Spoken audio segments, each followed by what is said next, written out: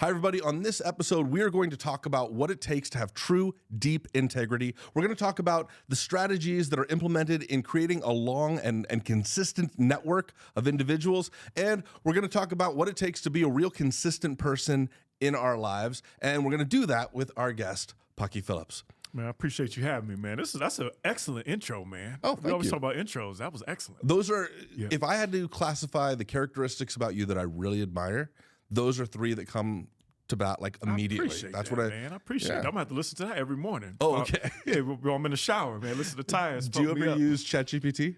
All the time. So if it knows a lot about you, if you write a lot in it, one of the things that, like a prompt that I just learned is you can say, hey, knowing everything you know about me, tell me about myself. Tell me like the characteristics about myself.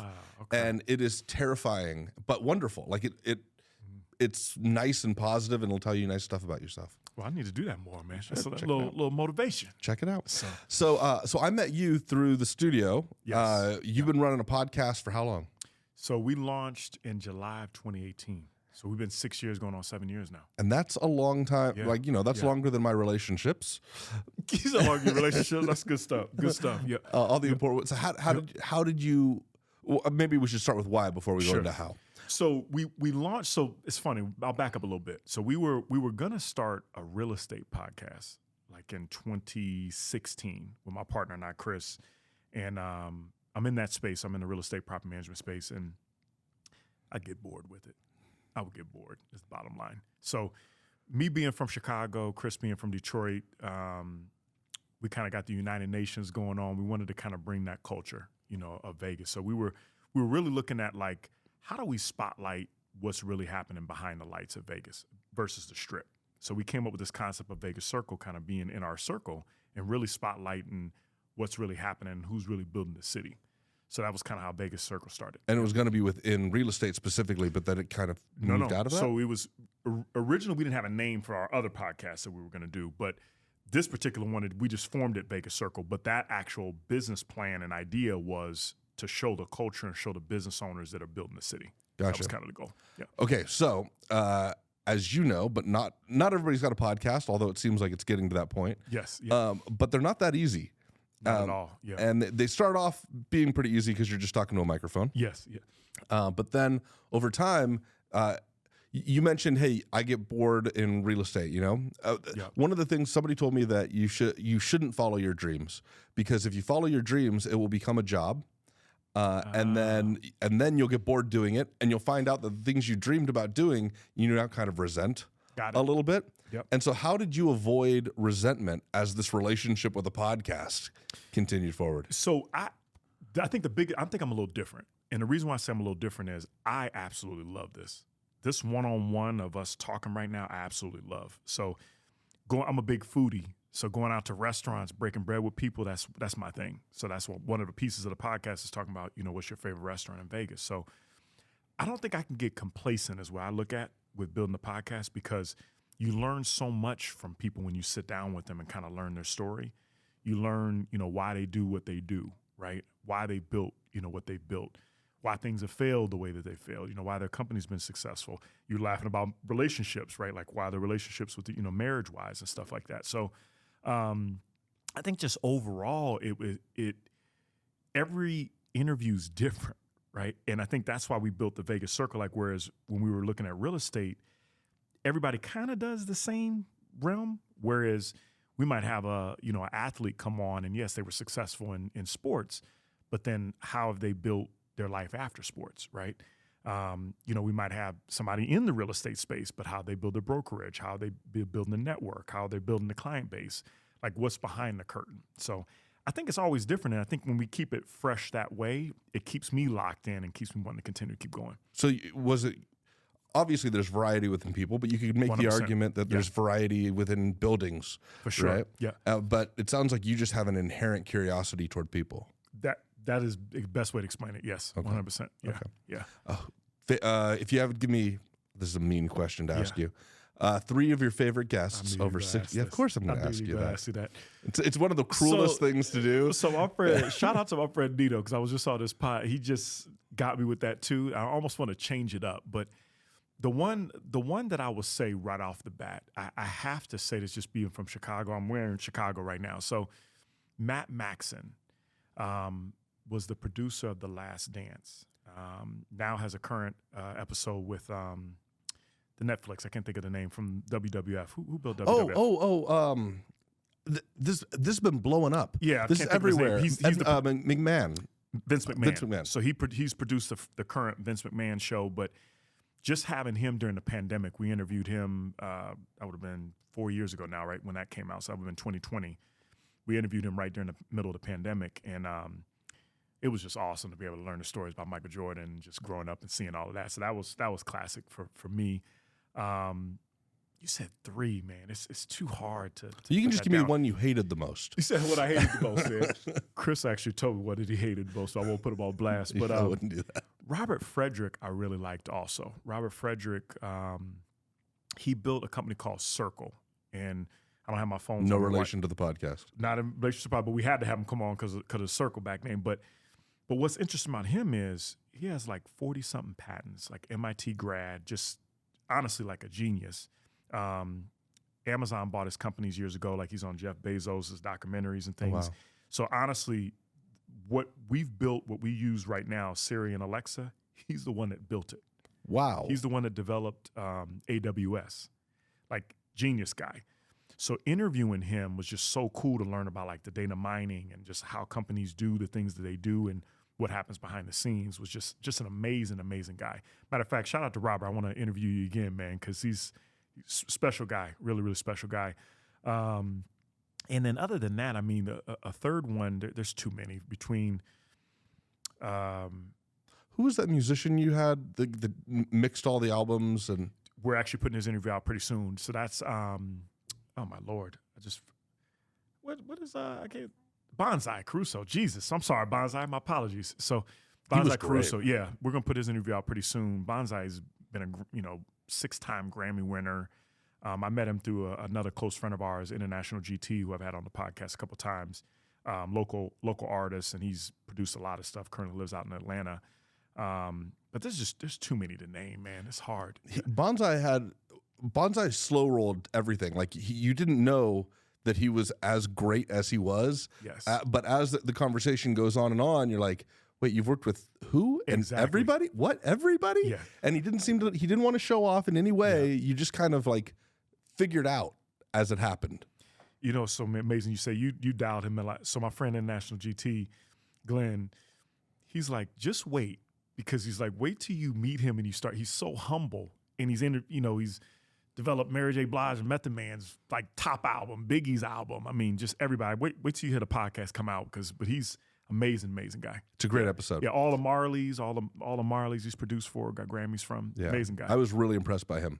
That's good stuff. Yeah, the people that don't have to, that. Yeah. The people that don't have to show off very much, like they got it. Yeah, they got some, and it's like there's different levels. I see some people that'll come in and they'll be like, "Look at how expensive this watch is, or how nice this car is," and then there's a level that's way above that where they don't care if you notice them or not. They're real. They've got it all. It's funny you say that. I'll piggyback on that. Steven Jackson, he'll probably laugh at this. I don't know if you know who Steven Jackson is. I don't. But amazing football player. Okay. I had no clue who he was. And we're at a friend of ours' house, and we're chopping up, because I don't know football that well. And we're chopping it up, and I think just a genuine conversation. He's like, man, we need to, connect. And but you would never know. He's just a humble guy, very, very rich guy, and you would never know. Yeah, so, I love those guys. Yeah. The ones that just go through life and moving. Like we do a real estate podcast here, commercial real estate, and they always talk about like how some guy will drive up in their F-150 pickup truck that's 20 years old, and he's coming out and fixing lights, and they're always like, watch out for that one. That's the billionaire. Like it's always probably owns ranches in Montana and all this stuff. You never knew, no clue. Yeah. So you have this huge network of people, and I'm using this as a transitional point because we're talking about these amazing people that you bring in. Mm-hmm. How do you create this network? It's pretty incredible, and you seem to have a natural talent for it. Thank you, man. You know what? I've always had an interest in people. So Chris laughs all the time. Like if say we're out of town and we're in a Uber or something, I'm always trying to understand like why people do what they do. So I'm just always connecting, just out and about, networking events, things like that. But going back to the question as far as like how we've done this is, first when we first started off, obviously 6 years ago, we would reach out, of course, hey, try to find specific people. Like Jeff Porter was one of our first interviews, which was a close friend of my wife's that's in the movie business. UNLV grad, now he's out in Beverly Hills and building a project there. But my wife made that connection, even though I've known Jeff for a long time. We asked him, hey, genuine person, hey, can you come on and be able to talk about your podcast? And I think our second one after that was B-Boy Ronnie from Jabberwockies and owns a bunch of different, music studios and stuff. I'm sorry, dance studios and things. But I think it was just a matter of asking technically for favors. Hey, would you come on my podcast? But I think they were like, yeah, I'd love to. So it was just one of those things where I think they felt comfortable with me. Maybe I made them feel comfortable that they decided to come on. And then from that, we've just continued to build from continuing to reach out to people, building relationships with, PR companies and things along those lines. And then the blessing has been they've seen that we've built a great platform. People reach out to us and they want to come on our podcast. So it's really fun, man. It's really special. In Dale Carnegie's book, How to Win Friends and Influence People, great book. He mentions that if you want somebody to be your friend, don't try and do favors for them. Ask them to do a favor for you. Because the only way that they can stay consistent with the idea of them doing a favor is if they're like, this guy is high value. So it actually increases your value in their eyes. So it's interesting saying, I just go out and I ask them to be on the podcast. Yeah. That's an interesting way of doing that. Does the networking stuff come out? You're saying you have a knack for being interested in people. Yep. Does it come naturally to you, or are there skill sets that you've learned along the way? And if there are there any skills that you could share? I would probably say, not probably, I think it's a mixture of both. I think naturally I've always been just like a people person. I just always have been not timid talking with people just one-on-one. I think it's kind of started from my childhood, like with my father, where he always just taught us like not to be intimidated by anybody, right? Like nobody's better than you, than you are, whether it's man or woman. Just, look them in the eyes, give them the eye contact, have that confidence. But also going back to like, have I learned it? Yeah, I read a lot of books. Like you talk about How to Win Friends and Influence People. Read that book. I've read a lot of John Maxwell books, just to kind of better myself. But and as far as learning, I think it's just a matter of trying not to push the situation. I think people feel like, is it genuine, right? Like when you're genuinely trying to be like salesy, I think people I think your guard comes up, right? Like Chris and I laugh all the time where he's like, I always talk about people are good people until you show me you're a bad person. Chris laugh all the time. He says, no, they're bad until they have to show me that they're good, right? And so what I would say is that I think it's an energy thing. Like we've talked about probably for a year now since I've known you, is I think people feel the energy from you if they're giving off good vibes or not. So I think it's a mixture of so many different things, from reading books that might be subconsciously coming out, learning from my father, just being a genuinely interested person. I think it's all collective, coming together. In scientific research, there's this thing called the backfire effect. Okay, where if you're trying to convince somebody of something, even if you're right, you're completely right. What people will do is they essentially will dig their heels in and resist your information, even if you're 100% correct. Okay. And so, like, it happens to me all the time. If somebody says something that I disagree with, I'll just be like, all right, I disagree with your point, and I don't know, I'm argumentative, but. You don't seem argumentative, though, which is funny. I'm very conflicted. But what happened? But when I listen to podcasts, they're not talking to me, and so when somebody says something that I disagree with, I'm actually more prone to research it than I am to push back against it. But when you were mentioning, if you go to somebody and it feels like you're going to sell them, then they kind of push back against it. And they're like, I feel like you've got ulterior motives. Yep, 100%. Yeah. So within your network, there's somebody that you are actually unique in this studio. Okay. Because every time you've come to the studio, you've brought an additional person that has never been, at least while here, on mic. And they say behind every great man is a great woman. So sizing me up, man. That's good. Yeah. Setting me up. Sorry, I should say. I'm setting you up. Yeah. So I want to hear a little bit more about your relationship with your wife and like what her role is within this, because her role is significantly more impactful than what I think most people realize. Yep. Tyus, that's an awesome question. So my wife is the reason why Chris and I really actually did this podcast, Being Vegas Circle. So that would have been, we've been 6 years now. So this would have been about 8 years ago, like I was mentioning, 8 to 9 years ago. She got sick of me talking about it at the house. Like, stop talking about it. You're good at networking. You're good at building relationships. You would be amazing at this. Like, let's do it and I'll help you, right? So my wife is one of our business partners. She helps us with the editing, everything that you're seeing on that side. Once you guys put it together, she cuts up everything and does everything for us. She's also kind of our PR side of it, manager, and just kind of helping us find the talent of kind of fits our network. So that's honestly our secret weapon, to be straight up with you, is our secret weapon behind the scenes. She never wants to be on camera. I've been telling her for a long time to be on camera, but she never wants to. But she's special in that aspect. We've been together 20 years. So my best friend. So we know each other, bad, good, and different. She knows all my flaws. Once we leave this podcast, she'll be able to tell me everything that I've done wrong in this podcast. But she does a lot in that aspect of it, of really trying to highlight, what's making us, or what I should say is, what's building the best content for us. She's been able to highlight that. So she's a lot. I mean, she's a lot for it. So they say if you want to go fast, go alone, and if you want to go far, go with others, right? Yeah, for sure. And so you have a team. Yes. Was that a deliberate choice, or was that just what you fell into? I'm so happy you asked all the great questions. So Chris and I have known each other for 12 years. So Chris and I worked together, and we worked in that capacity. And what I always learned is when you go into business with people, you want them to be the opposite of you. Chris is completely different than I am, right? Like, he never even wanted to do this podcast setup. He wanted to be behind the scenes, do the editing, be on point, just kind of help. And I really talked him into being a co-host with me. So the idea was you have somebody that's completely opposite of you, so they can bring a different, aura to the show, right? And then with my wife, it was just more of, I know her, I trust her, being a manager, managing partner and things like that. You want to be with people you trust. And I've always, Chris and I, like we talked about before with money and things like that, you can go down a bad rabbit hole. We never fought about money. Never had any issues with it. We've always done business with a handshake. My wife and I have always been like that too. Like, we don't have those issues that a lot of marriages have. Like, we've got joint accounts and things like that. So we don't have that BS that a lot of people have in partnerships. But people would think that's hard because you're with your wife and you're with a close friend of yours, but we vibe. So it's fun.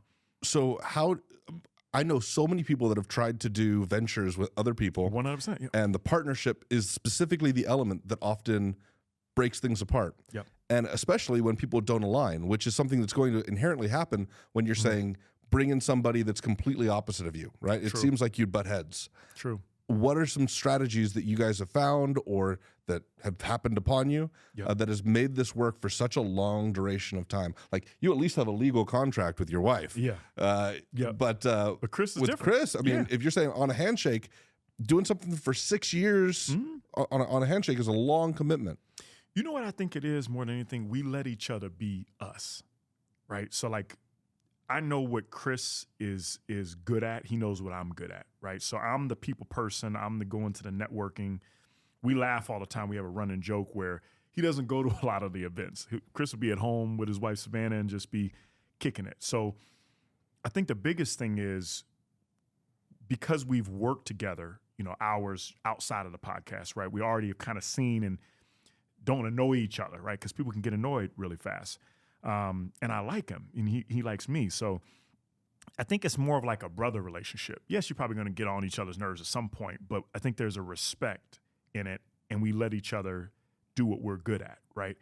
And he's good at the creative side of the business side. Hey, we should look at this. Maybe we should look at, possibly, hey, this might not be the right ad company to work with or venture to work with or collaboration to work with, where my blind spot be, hey, they're a good guy. We should work with them. You're like, I don't know if they align with us, right? So I think it's just when I say there's a marriage in business, I think that's that marriage in business too, where you got to see what works for the other person And then there's obviously a lead to it. Chris lets me lead, right? Because this was my idea of coming out with Vegas Circle, and he's happy being, the co-host, right? So it just works. I don't know how else to explain it. It just works. So you're saying basically not only do you have to know each other's strengths, but then you have to acknowledge your own weakness.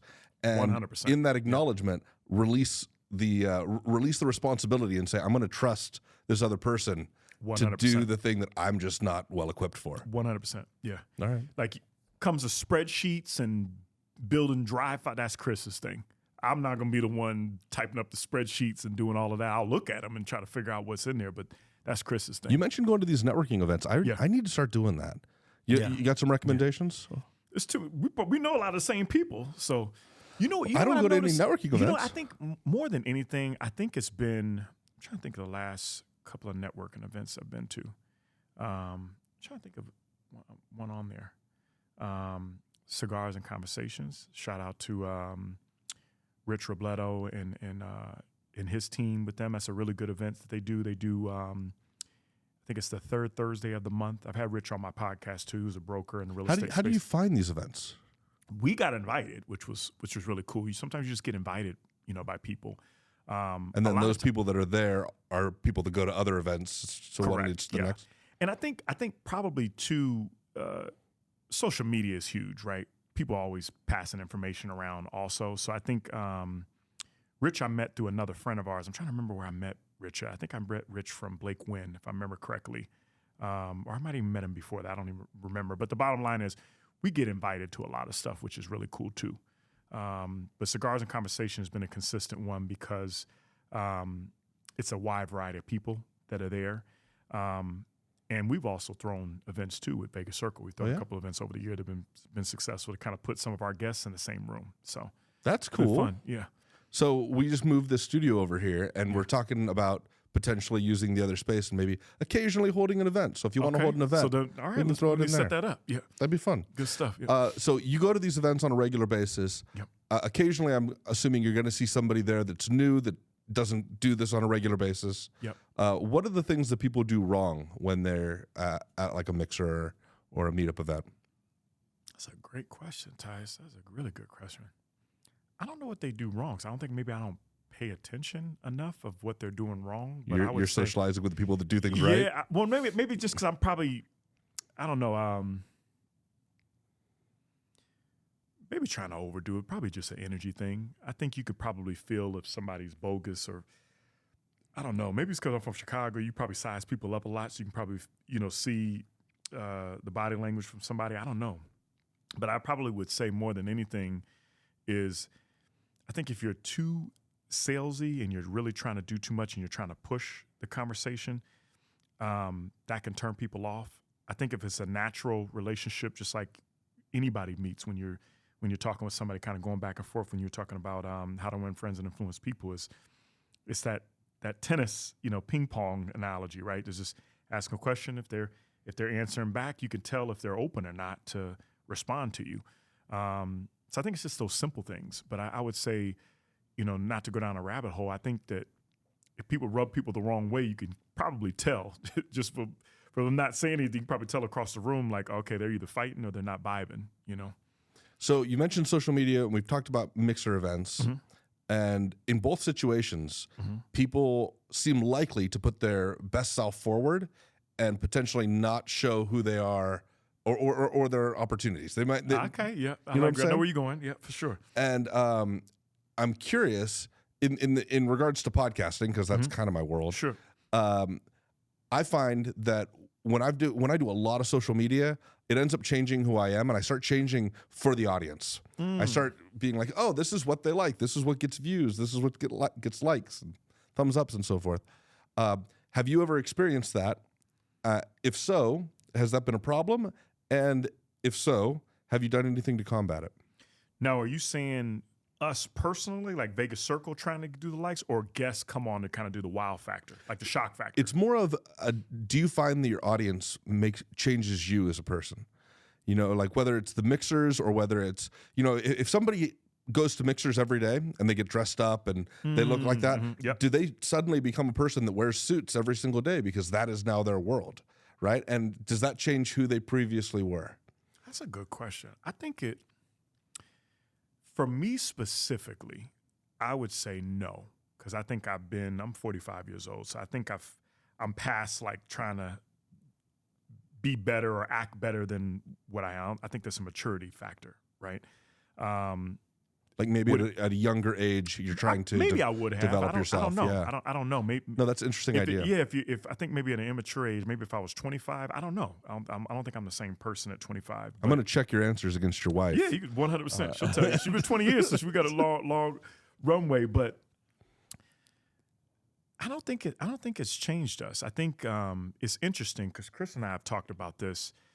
I think it's made us better people, and the reason why I say that is because it's like iron sharpens iron. Me doing the podcasting space, it really motivates me, right? Like if I sit down with, let's say, for example, Apollo Tiramani, who's multi-billionaire, built Boxable, it's motivating to sit down with him. Like we've got a chance to sit down with him twice and just understand, like, how does your mind tick? Like, how have you been able to do all these things? How are you able to build Boxable that's doing amazing things, right? An incredible company. Yeah, it's incredible company. They can't make a product fast enough. Yeah, and I mean, and Paulo came to our party, come hang out with us. You know what I mean? To show how genuine he is. But for me, going back to that is, I learned, that's how, we both love podcasts. That's how I learned, watching interviews and things like that. I learned from different people that way. That's just how my learning is. It's exciting to understand somebody's story. So I wouldn't say it would change me. I think it's changed me in a better way. Because I'm like, okay, I want to. It's funny. Like I always set my life up like a grocery store, like a shopping cart. Whereas when you go to Costco or whatever it is, you can't get everything in Costco. Also, you can't afford everything in Costco, right? You don't need like a 50-gallon drum of mayonnaise. No, not at all. And I don't even eat mayonnaise. But I mean, overall, what I get at is like, I think you can really learn stuff from people, and you take that for what works in your life, right? Like the shopping cart method, what you need to bring to your home. And that's how I've always done just my life in general. And I think it's just played easy, on the podcast space. So I don't think it's changed me. So can you give me 3 things that you've taken from others that you went, I admire that quality. I want to integrate that. 100%. Procrastination. Like you come out with an idea, do it. Like, stop messing around. Like, Chris and I will come up with ideas, my wife will come up with ideas, and then we hold, and then somebody else comes out with it a year later, and you're like, damn it, we talked about this 3 years ago. So I think procrastinating and really trusting, like I would say the second thing is really trusting like your gut on making that decision, whether good or bad. Because sometimes you got to say no to things. Sometimes you got to say yes to things. Sometimes you got to really execute on things. So it's really like kind of feeling that barometer and feeling that pulse and gut, like, okay, I need to do this. And I've noticed like a lot of the successful people that we've interviewed, they're like tunnel, they're tunnel vision. They're just, they're very good at executing. They're very good at like multitasking and having the right energy. And then, okay, maybe I need to collab with this person. And the third thing, which I've kind of skipped ahead, is collaborations. You notice a lot of people will collab and do a lot of different things with each other and do those partnerships because you can build better relationships, and you can't do everything together.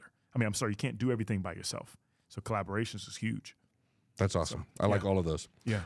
So one thing that I noticed from you early on, sorry, this is a poorly structured question. Yeah, no. So you mentioned that Chris goes, I'm going to assume negative intent until I see that they're right. And I think a lot of people go through life and they're waiting to catch where's that person slip up? How are they going to cheat me? Right. I try deeply to go through life waiting for somebody to impress me. Yep. There was a moment where you sent me a message and you're just like, hey, I think I owe you some cash for a recording session. And I don't think I even noticed it. And then you hit me up again. And you could have not. Like, I would have never noticed it. And it wasn't about the money. I didn't really care about the money. I'm not particularly financially motivated. But I was very impressed with the audacity of being like, I'm going to make good on any debts I've got. These it was clear that you live life on a clean slate. Thank you, man. That's what came out of that. Where does that come from? And what values put that in place? It's a lot of different things, man. I appreciate you gonna get me emotional, man. I appreciate you bringing that up, man. That's powerful. But first off, I'm a father, right? So my two boys, not that I'm a perfect father. They can tell you all the time different things that I do wrong. But I think it starts at home, how I was raised. Like my father was big on like doing business with a handshake. Like he didn't play that old school. He's in his 80s. He did not play that at all. Like if we did something wrong, he would reprimand it. So he was big on like, be a man, have integrity, come with some confidence, like represent yourself the right way, and you're going to go places. And so I think it's really started with him. It started with my grandparents. My grandmothers. I didn't know both of my grandfathers, but both of my grandmothers, I think it really started with them too.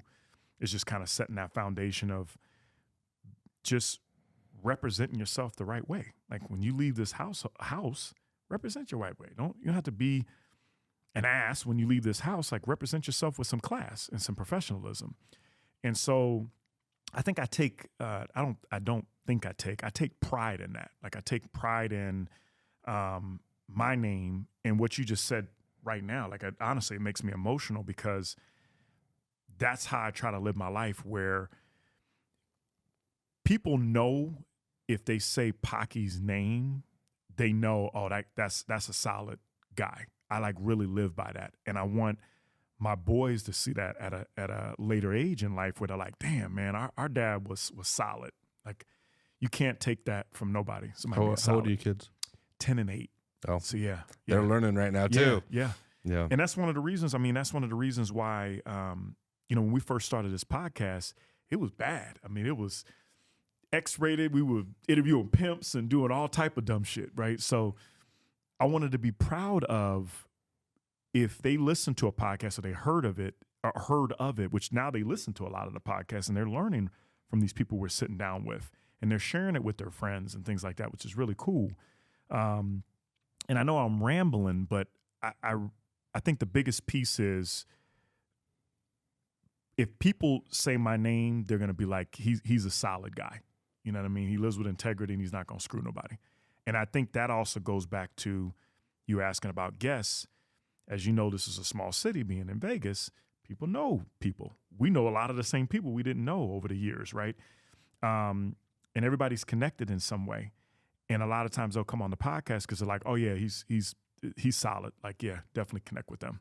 So I'm going to take that and call you a liar. Okay. And the reason I'm going to say that is because I have evidence that you do this when no one's looking. Okay, let me hear this. Probably. Well, again, I would have never known. Yep. Right? And so this was not a publicly facing, I'm doing this so that I have this reputation in the end. Okay. This was, I'm doing this because I'm internally motivated to do this. Okay. And so I don't believe you. Okay. Okay. I'll take that. Yeah. I mean, it's much more impressive to me that I appreciate that when nobody's looking, you act with integrity, because that's it's easy to when everybody's watching. And what you're doing with the podcast is going to leave a legacy that your kids will be able to look back for forever. And I think that's pretty amazing. My dad had a stroke, and you told me that. I'm sorry to hear that. It's okay. But he lived in a time before social media.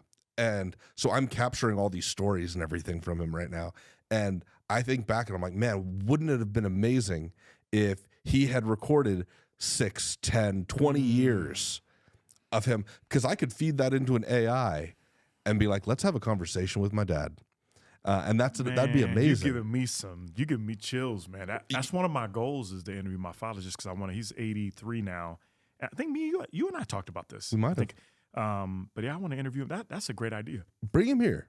We will set this up. I've been trying to move him here to Vegas. We will set that up. Yeah. And when I did it with my dad, I shot it in 3D so that I had him set it right across this exact same table, but we brought in those Apple glasses, which has multiple cameras, so that in the future I could put those glasses on and sit across the table from him and see, like, literally, That's powerful. It'll be cool. That's really powerful. It'll be cool. I I'm going to treasure steal that idea. Yeah. Yeah, I got him really caffeinated first because he doesn't have endurance anymore. Okay.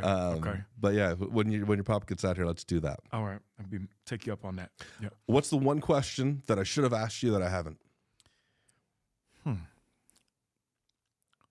When you gonna interview my wife? Have my wife come on and get She's interviewed. never gonna get on a camera. No, I would probably say I don't know. You asked a lot of great questions, Tyus. I'm gonna be honest with you. I want to hear the one that people don't. Actually, maybe I should ask you. Yeah, what's the one question? Go what's ahead, the question that the people should ask him that nobody does? Yeah, go ahead. You got the floor. She's honest, so. What do people not know about him? I'm trying to think. He's annoying? That I'm annoying? To you. Yeah, for sure. For sure. Maybe what's next? I don't know. We've been working on maybe what's next. Well, where do we take the podcast to? Yeah. That's probably a big piece. How he loves hip-hop music. Oh, I do. And nice sneakers. I do. Yeah. I do. know you got your passions. I do. Hip-hop, yeah, I'm a big hip-hop hit. Yeah, that's my thing. Music is my thing, for sure. Yeah. Why did you go into this real estate space when you've got all these other passions that seem to not line up with that? Great question. Yeah. You'll get me fired, man. That's the goal. That is a great question. I fell into this space because I got recruited in the space, first off. When I was going through college, I was 01, to show you my age. Couldn't find a job in 01, 9/11 was going on. So I was just working, just retail, just going through school and doing my whole nine. And somebody recruited me in the business, which I'll shout out Karen Lobo out in California.